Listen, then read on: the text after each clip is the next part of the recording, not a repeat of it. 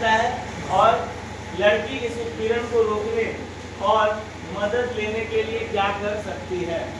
तो यहाँ पे ये जो कहानी है, इस प्रकार की जो घटना है आए दिन घटित होती रहती है और हमें बच्चों को इन सभी घटनाओं पर चर्चा करने की आवश्यकता है और यह भी बताने की आवश्यकता है कि अगर इस प्रकार की समस्याओं बच्चों के साथ होती है, इस प्रकार की समस्या बच्चों के साथ उत्पन्न होती है, तो बच्चे किस प्रकार से उसको हैंडल कर सकते हैं। क्योंकि अगर लड़की का भी कोई रिएक्शन नहीं होगा तो जो लड़की आस पड़ोस के लड़की को इस तरह की टिप्पणी कर रहे हैं, उनके ऊपर भद्दा कमेंट कर रहे हैं, उससे क्या होगा कि धीरे धीरे उनको लड़की का नाम बोलना उनको हाँ में परिवर्तन दिखेगा। उनको लगेगा कि यह लड़की की भी स्वीकृति है, तभी जाकर लड़की भी रिएक्शन नहीं करती। यहाँ पे हम लोग देख रहे हैं कि यह एक यौन हिंसा का उदाहरण है, जिसमें किसी पर भद्दे कमेंट करना, उत्तेजनाजनक बातें बोलना, किसी गलत तरीके से उसके साथ व्यवहार करना, ये सब एक यौन हिंसा का उदाहरण है। और इसमें लड़की को जो है खराब महसूस तो होगा ही, लेकिन उसके लिए उसको हार्ड एंड फास्ट जो है स्टेप उठाना होगा। क्योंकि हम लोग के विद्यालय में बच्चे जो हैं, किशोरावस्था के बच्चे जो होते हैं, बहुत हेजिटेशन करते हैं। किसी भी बात को बोलने में उनके अंदर एक शर्माहट का भाव होता है और अगर इस तरह की घटना उनके साथ होती है तब तो वो और किसी से शेयर नहीं कर पाते। तो कहने का मतलब है कि बच्चों को हमें इस प्रकार की स्थिति से अवगत कराने की आवश्यकता है। हमें उनको कहने की आवश्यकता है कि अगर ऐसा होता है तो तुरंत उसका रिएक्शन लेना है, ताकि जो ऐसा करने वाले लोग हैं उनके हिम्मत को दबाया जा सके। क्योंकि इस पर बहुत सारी कहानियाँ, बहुत सारी मूवी भी बन चुकी है, हम लोगों ने देखा है। इसमें बहुत अच्छा मूवी हम लोग देखे, लक्ष्मी नाम का मूवी है। इसमें एक लड़की है जिसके साथ एक्सीडेंट नहीं हो जाता है, शायद कुछ इसी प्रकार घटना है जिसमें कि वो उसके साथ प्रतिदिन छेड़खानी होता है, वो उसका विरोध नहीं कर पाती है और इस तरह जब अपना लड़का फीलिंग शेयर करता है तो वो रिलेट कर देती है और ऐसे में लड़की के गिरने के आघात पहुँचता है और वह जो है अगले दिन उसको ऐसी ट्रेनिंग को डाल देता है। तो हमें अगर बच्चों को बताया जाए कि आपके साथ कोई भी व्यक्ति, कोई भी शिक्षक स्कूल में बैठ कर छूने बताते हैं तो छूने की, लेकिन छूना लेकिन गलत तरीके से छूना, यह जो है दूसरी बात है। तो कहने का मतलब है कि जब बच्चों को हमें गुड टच और बैड टच की जानकारी रहेगी तो बच्चे जो है इस तरह की घटनाओं को पहचान सकेंगे और उसका जवाब दे सकेंगे। तो इसमें है कि इस स्थिति में लड़की कैसा महसूस करेगी, तो लड़की जो है बहुत बुरा महसूस करेगी और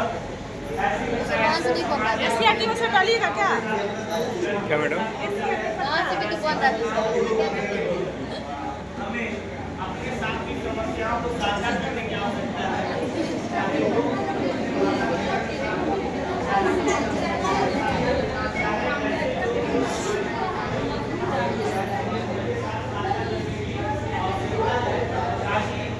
आगे चलकर छोटी घटना बड़ी घटना में तब्दील नहीं हो सकती।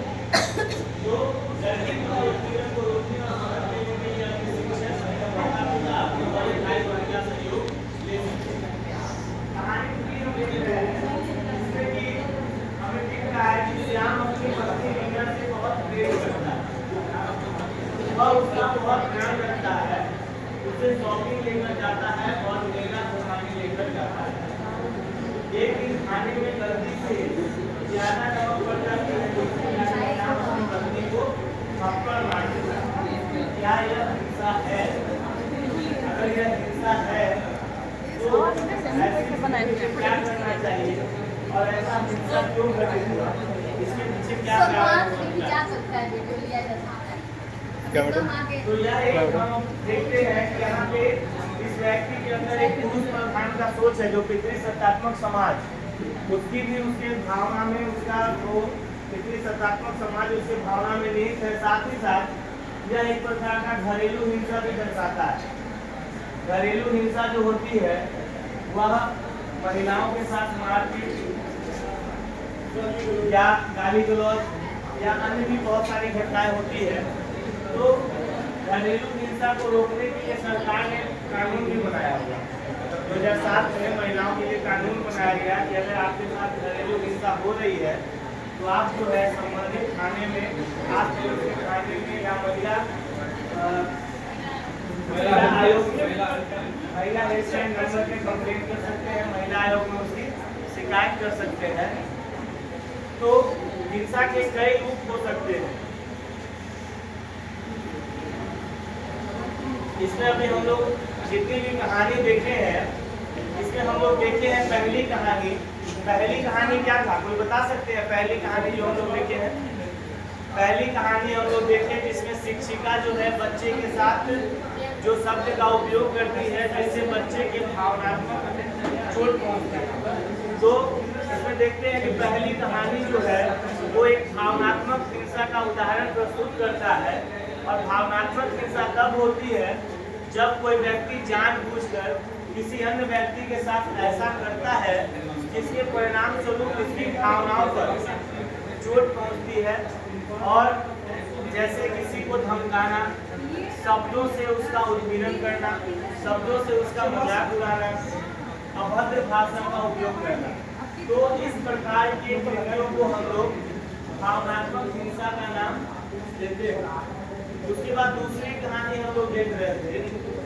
दूसरी कहानी में हम लोगों ने देखा, दूसरी कहानी क्या थी बताइए? दूसरी कहानी था कि यौन हिंसा उसमें हो रही थी, लिंग उत्पीड़न, यौन हिंसा। लड़कों के एक ग्रुप ने लड़कियों को क्या किया था? कमेंट्स किया था। तो यह कहानी जो है इसमें जो है हम देखते हैं कि यह यौन